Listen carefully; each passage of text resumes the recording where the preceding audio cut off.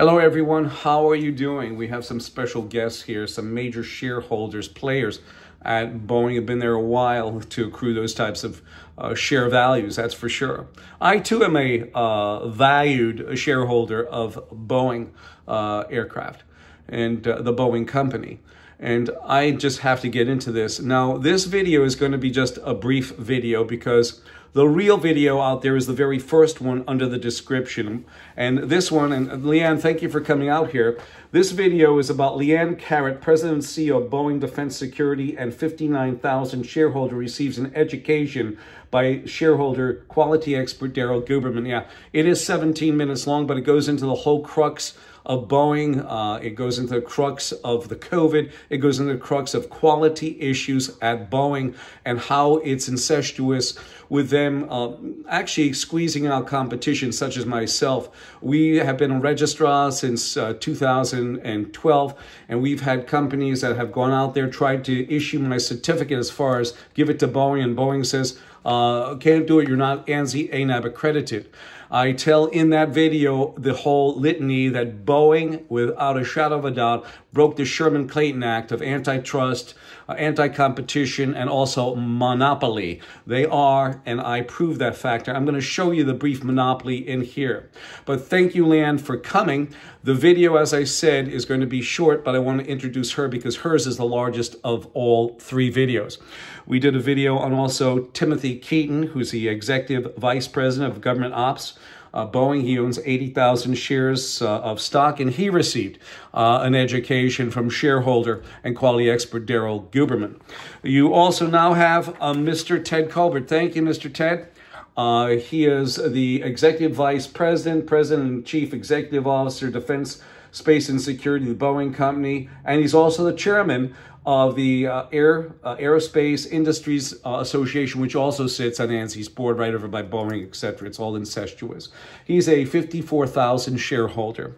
So we're going to put you down, and by the way, we're going to tell you this factor that the vast majority of businessmen and women are so profit obsessed that they consider quality management an absolute impediment to maximum profit.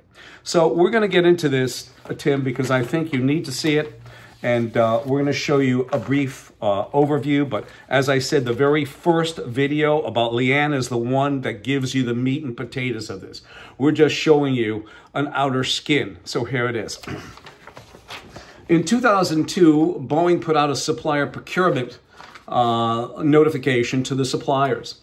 And it stated that on an on-site Boeing survey/audit of suppliers' quality system, if need be, as a shareholder of that amount of shares, me as a quality guy with the ownership of some of Boeing shares, I find that a little bit frightening, and I'm going to show you why. It says, our preference is to deal with proven suppliers with excellent quality performance and not have to do on-site system surveys. We're going to show you our audits. This is the problem. You have the American National Standards Institute and the American National Crediting Board. They came together in 2018. They've always been together. Don't let anybody kid you.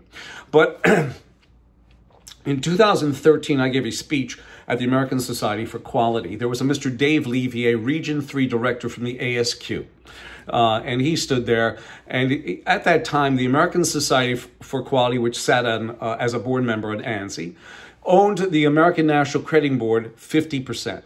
The American National Standards Institute owned the American National Crediting Board 50%, so it's 50-50 mix. Dave Levy was sent there to try to destroy me. Well, I have a lot of information, as you most certainly will see when you look at Leanne's video underneath this video.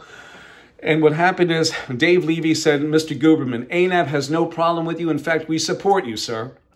In 2016, Mr. Randy Doherty, who at one time was the vice president of ANAB and also the chairman of the IF International Accreditation Forum, incorporated in Delaware, and also the principal on their tax report 990, which meant he controlled the whole bowl of wax.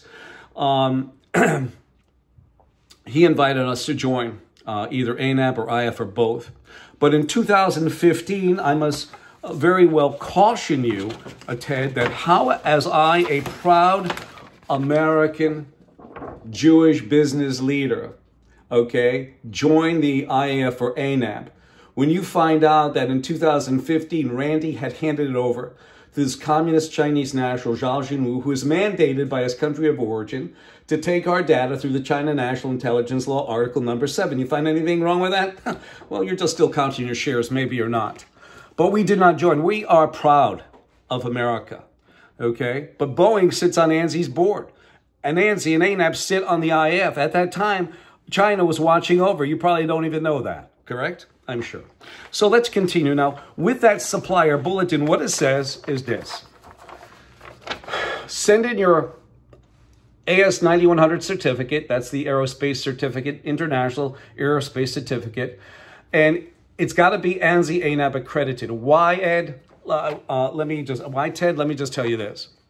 Boeing sits on ANSI ANAP's board, on the board of directors, and also the board that can grant, suspend, and withdraw certification, okay, for ANSI ANAP. On your supplier portal, Ed, it states ANSI ANAP or, Ted, ANSI ANAP or internationally equivalent, okay? You have them sitting on the board, supplier portal, and also you have them on the supplier bulletin. So you have it on the bulletin 2002, which I showed you. You have it on the supplier portal, which is number 2. And number 3 is they sit on the board. So you have constriction. You don't have competition. Competition is healthy, wouldn't you say, Ted? Instead, you have a monopoly. And they forced that on me. Several years ago, there was a company in Garland, Texas that wanted me and our services to accredit them to AS 9100. And guess what? We were on a conference call with these 2 ladies. They didn't know the cockpit from the tail from the bathroom. And they said, you have to be ANSI ANAP accredited or else we can't use you. Yet they were supplying materials to Boeing unaccredited for the last 20 years. They're in R&D. They do not research and development. They do overhaul and repair of parts from Boeing. And they didn't have it, except now they started to mandate it because they want to keep that monopoly going. And we discovered that. So I've lost a lot of business because of improprieties at Boeing for breaking the Sherman-Clayton Act, okay? Antitrust, anti-competitive, and monopoly. You can see that right off the bat. So let me go back to this, all right, Ted? So you hand in your AS 9100 certificate as long as it's ANSI ANAP accredited. I told you why Boeing sits on the board. And then you can send us your parts, and Boeing doesn't have to do any sort of supplier audits there because they save money because they attest to the quality certification that's ANSI ANAP accredited. They sit on the board. Right now, you have no oversight. That's why quality is in the trash. Furthermore, and to make this final, you have the factor, Ted, that in 2009, Boeing was made FAA regulator. That means, you know, the MCAS system, Boeing didn't have to tell it. What happened is this. Boeing took that, I would say, a most prestigious award as being an FAA regulator and utilized it to cut corners. Cut corners. That's what they did. Instead of grabbing it and running with it and being a cheerleader on the floor, the CEOs became an administrator and cut corners. Isn't that a tender moment? So we go back. And it says this, the FAA grants Boeing more autonomy and certification. The FAA increased the authority of Boeing's commercial airlines division to self-certify its own aircraft. And this is a section that talks about the MCAS system. The system allows Boeing employees to perform tasks on behalf of the FAA that include oversight of testing and product standards, along with certification of aircraft technologies, there's the MCAS, and new aircraft designs. So basically, what I'm saying to you again is when Boeing was made an FAA regulator, all of these guys, from Mr. Jim McCurney, who brought the 737 MAX to fruition, you have David Mullenberg, and you have David Calhoun, who didn't know what the term, when he was asked, didn't know the term escape. Escape is no more than a rejection, ladies and gentlemen, my fellow citizens, that's what it is. But in aerospace, they think it's less on the air when they say escape rather than rejection. Rejection sounds too harsh. But anyway, I'm going to leave it here. I think I gave you enough. As I said, the first video down below, Leanne Carrot, she's the longest video. And sometimes the longest is the best. I apologize for the length of this as well, but my telephone number is 203-556-1493 or Daryl, D-A-R-Y-L, TQRS @yahoo.com. And I put my CV in at Boeing. Nobody has yet contacted me. And we've been doing a lot of videos about this. But what I'm very distressed with is we have three major hitter shareholders, and they kept quiet, it appears. Because, you're making, you have those type of shares, go to the news media. But maybe things are better. Things are passing you by. But I will say this from David Foster Wallace.